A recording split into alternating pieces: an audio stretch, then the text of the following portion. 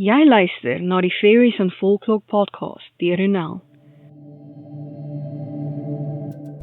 Ek is donker fantasieskrywer Ronel Janse van Vieren, met meer as 'n dekade van rondsniffel in stowwerige volkskinderboeke, om wesens van verbeelding wat my nuuskierigheid aangewakker het na te vors, is ek hier om die volkskunde in 'n neutedop te deel, en hoe ek dit herverbeel het vir my skryfwerk in 'n oorsprong van die vee.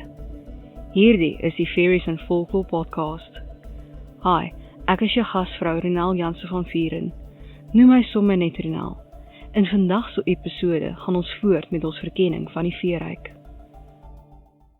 Hierdie episode is geborg deur my Donkerhof Sisters reeks, beskikbaar in e-boek en luisterboek. 3 susters, 3 voorbestemmings, 3 maniere om die wêreld te verwoes. Ga na ronelthemythmaker.com/Donkerhof Sisters om meer te leer.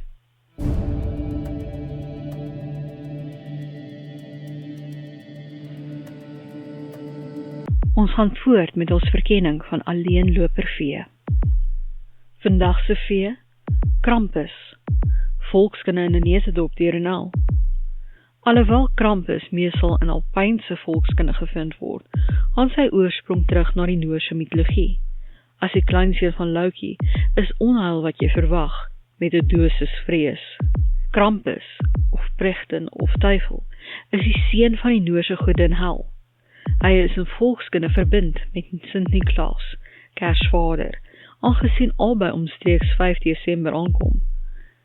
Sint-Niklaas vul die skoene van goeie kinders met geskenke en slegte kinderskoene met 'n stok. Krampus slaan egter stout kinders met die bergbondel wat hy saamdra, voordat hy hulle in sy mandjie stop en wegdra, of om hulle te eet, of na die onderwêreld. Daar word ook gesê dat hy 'n klomp steenkool agterlaat. Krampus het 'n monsteragtige voorkoms, horings, matte donker hare wat sy lyf bedek, gesplete hoewe, slagtande, kloue, die goed van nagmerries. Benewens sy bergstokke het hy ook 'n ketting en klokkies om sy voorkoms te voltooi. En nou vir my interpretasie van die vee, in 'n oorsprong van die vee, Krampus.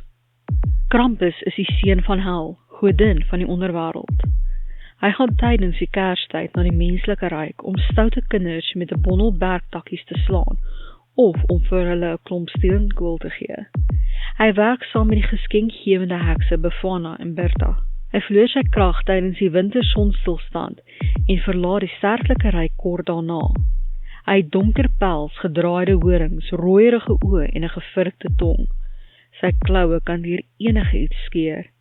Sy gesplete hoewe kan in die donker gehoor word, so ook die kettinge waarmee hy bedek is. Wanneer hy geen offergawes tydens Samhain gelaat word om hom te paai nie, sal hy die stout kinders ontvoer en selfs eet, in plaas daarvan om hulle in vorm te sweep. Die joelruiter sal vrygelaat word om hom te vind wanneer dit gebeur. Soms weef hy mandjies om die kinders in te hou, ander kere gooi hy hulle in 'n sak. Krampus, soos die joelruiters, weet presies wat in die harte van sterflinge is. Ek hoop dat jy hierdie episode van die Fairies and Folklore podcast geniet het, en dat jy iets nuuts oor die vee geleer het. Onthou dat jy 'n transkripsie van hierdie episode in die beskrywing kan kry. As jy nuut is by die podcast, hoekom nie na my webtuiste ronelthemythmaker.com gaan en 'n gratis kopie van Ongesiens, die tweede boek in die veeverhaalreeks kry nie? Tone volkskunde, toorkrag en gevaar wag. Pas op!